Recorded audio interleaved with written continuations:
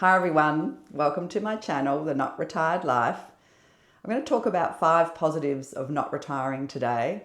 We always hear about the positives of actually retiring, and there are many, I agree, there are many reasons to retire. But there's also good reasons not to retire and to continue working. And for those of us who are finding it a little bit of a grind and are in that situation where we have to continue working, you need to reframe that. You need to reframe your story. Otherwise, it will feel like a grind and it's difficult. You will find it hard to sort of continue working when you have to.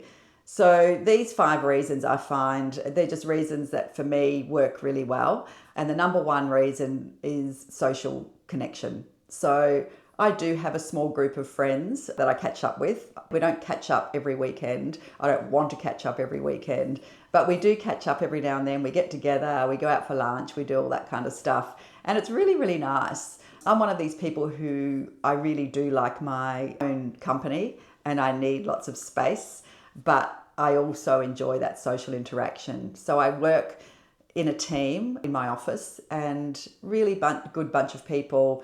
Love catching up with them. We don't see each other outside of work. We've all got our busy lives. It's really nice to go to work every day and see their smiling faces and have a chat about what we did on the weekend, have that support at work, things like that. So, my previous role, I was in the building industry, building new houses for people, and I was sitting out at display home every weekend, but 4 days a week basically, and on my own. And it's not always busy out there. And there's some weekends, depending on the time of year, where you might only get a couple of groups of people through. I had a lot of work to go on with, so that was fine, but I just found that I really missed that social interaction. I missed having an offsider that I could sort of have a chat to throughout the day and things like that. So when I changed jobs, it was really nice to find myself back in a team situation.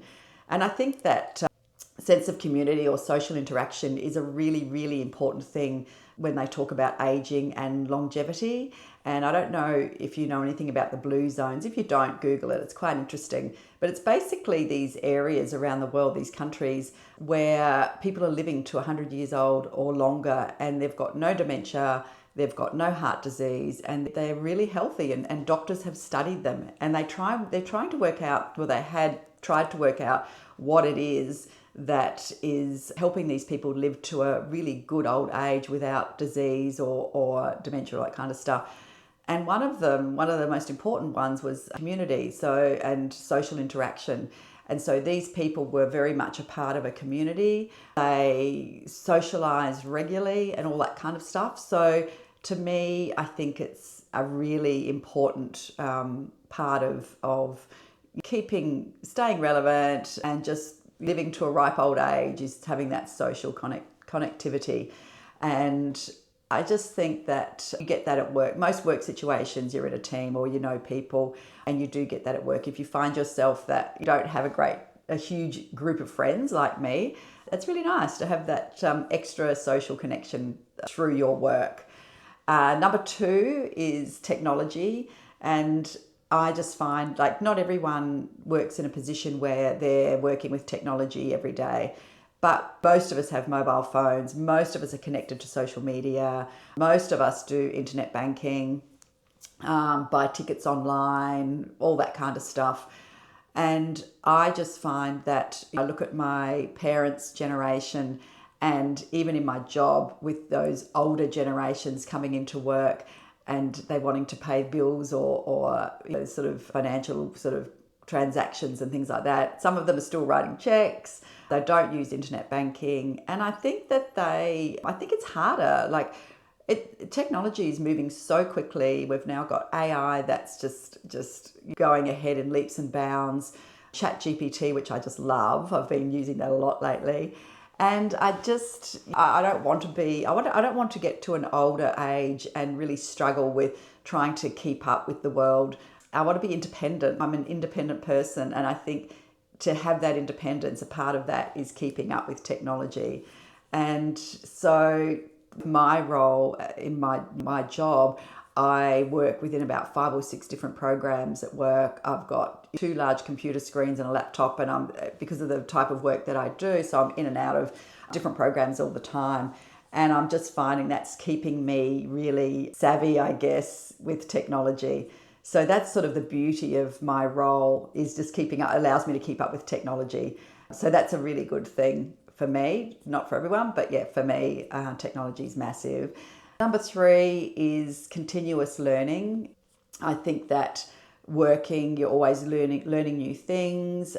With my role, it's always different policies and procedures coming out, new programs. It's always evolving and different things happening in the workspace, and different programs being rolled out. So I'm always learning. And even outside of work, I'm always reading books. I'm trying to improve myself and do all sorts of things. And I think in a work situation, you have that opportunity to do that. You might try and sort of transition into new roles that come up at work, which then is another big learning curve. When I changed jobs out of the building industry and went into where I'm now with local government now, but that was a massive learning curve because I went into a position that I'd never done before. So, the training was, and I'm still kind of effectively in training because there's some areas that I haven't learned yet, and they'll come sort of later down the track. But it's really challenging because I pivoted and went into a completely different role. And so that learning, that's expanding of the mind. And I think that that's really important. And I think that maybe some people, when they go into retirement, they sort of take it literally as just completely switch off. And I know that lots don't, but I think it would be an easy thing to slip into and just switch off, and you're not reading well, maybe you are reading, but you're not learning as much, and you don't have that opportunity to learn new technologies or whatever kind of learning. I think you really have to push yourself to keep up with that. So to me, as long as you're learning and expanding the mind, it's really good for your mind, and that sort of neuroplasticity where you're making your brain's rewiring and making new connections. And once again, they talk about that as we age, that tends to go downhill quite a bit, that rewiring of the brain. So to learn things that sort of are really sort of challenging. And I guess the two things that sort of stand out to me of the two classics for that type of thing is either learning a musical instrument or learning a new language. And they're the things that really challenge your brain, because your brain has to really work hard to build those connections. And so I think in a work situation, when you're able to, be challenged at work, having to learn new things, I think that's very, very good for you. So that's my number 3. Number 4 is discipline and structure. And I know people retire out of that and they go, that's fantastic, I don't have any structure anymore and I can just do what I want. I find I wake up at 5 o'clock every morning. My alarm goes off. So most of the time I wake up before my alarm. Yeah, I wake up tired sometimes and think, but I really like that discipline and that structure. I get a lot done throughout my day. I exercise. I've got to have a very structured, because I'm working that full-time, the full-time hours. I have to have a structured life at home. So I find that I cook a lot on weekends and freeze. I've got to be really organised for the week. Otherwise I get home, I'm tired and I don't eat properly. I might get takeaway, or I'll just grab whatever out of the cupboard. And it's not always healthy to do that. So I really like to have that structure and discipline. I'm up out of bed. I make my bed as soon as I get out of bed, and it just keeps me going. I know that when I've had a few days off and I'm at home, I start slipping into a really non-structured life, and my bed might not get made. And, and look, that's okay. Like you've got to enjoy your life a little bit as well. But I think if you're retired, you would really have to be aware of that. And I've got retired friends and one in particular who, they get up in the morning, they wake up at 10 o'clock or whatever, they get out of bed, pull the covers back, and that's how it stays all day. They might get up and have a coffee, read the paper, and then they go back to bed again. And it's just day in, sort of day out. And for me personally, I find if I've got too much time on my hands and I've got to clean the house, I've got to do something, it's like, oh, I've got tomorrow as well. I'm not going to do that. You can't bother doing that today. And I find that I sort of waste my day, and then I'm rushing. I don't know. Like I just, for me personally, I think it's really, really healthy to have some kind of structure in your life. It keeps you going. It keeps you motivated, and it keeps you moving forward. I don't think it's healthy just to fall into this life of having this structure. And I do know how to relax. Like I do, if I'm on leave, I very much enjoy my downtime. On weekends, I will wake up. I still wake up at 5 o'clock, but I'll get out of bed. I'll make a cup of tea and I'll go back to bed and drink my cup of tea. I might do a little bit of study. I might doom scroll for a while on my phone, things like that. And that's my downtime. And I don't feel guilty about sitting up in bed for another hour, drinking a cup of tea and doing that. So I can really, you've got to balance it out, I guess. But what I'm saying is your work life will give you that good structure, that good discipline. And I think it's healthy to have that. It's really healthy. So the number 5 thing that I really think is important is that I actually do appreciate my downtime a lot more. If I've got too much time off, I think you can take it for granted and just get lazy or very apathetic.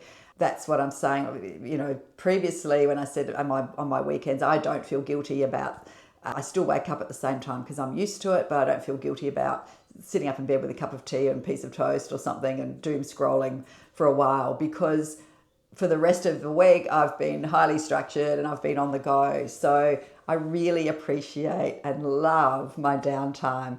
I really love planning a holiday. I enjoy my holidays.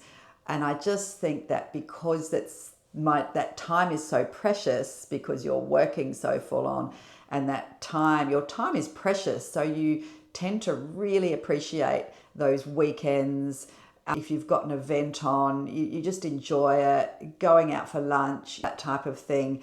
To me, it's a treat. It's a novelty. It's lovely because the rest of the time I'm at work. So to plan, I've got my girlfriends it's this month, it's in a few weeks, and we're all getting together for our sort of regular get together every couple of months, and we're going to this fabulous restaurant for lunch, and I'm so looking forward to it because I don't get to do that all the time.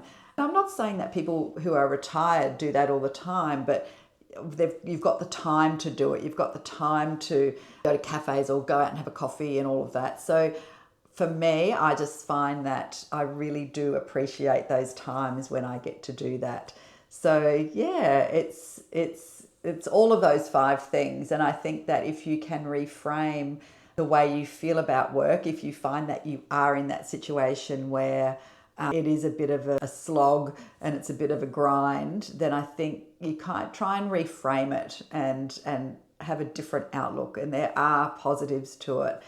And I think that if you can do that, then you sort of find yourself in a better position and you start appreciating it more and really understanding like, wow, while I am working, I've got purpose, which is massive. And I think that people who retire and find themselves all of a sudden without a sense of purpose, it's not healthy. I think purpose is massive. So try and reframe that and look at those positives. It doesn't mean that you're going to be all sort of kumbaya and happy about that every day. You absolutely have your bad weeks. You get over it. You think, how long do I have to do this for? It's completely normal. But most of the time you can reframe that and look at those positives and look at your daily life and your interactions and your learning and discipline and your structure and all of that kind of stuff. It's so good for you. It's really, really good for you. Anyway, let me know how you feel about that. If you've got any comments, put them below and let me know what your thoughts are. Have a great day.